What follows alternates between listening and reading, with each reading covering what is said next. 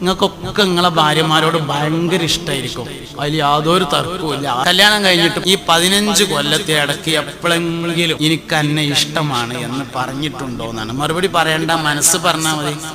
ഞാൻ കാണണ്ട, നിങ്ങൾ കണ്ടാൽ മതി.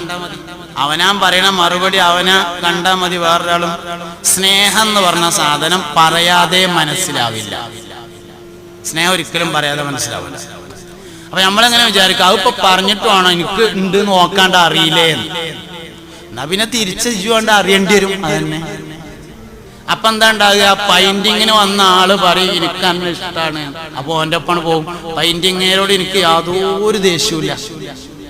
അല്ലെങ്കിൽ മീനേറ്റ് വരുന്ന ആള് പറയും എന്ത്, മീൻ ഇങ്ങനെയാണ് തൂക്കിയിട്ട് കൊടുത്തപ്പോ എന്ത് പറഞ്ഞു, എനിക്ക് തന്നെ ഭയങ്കര ഇഷ്ടമാണ്, പിന്നെ രാത്രി ഓൻ്റെ ഒപ്പം പോയി.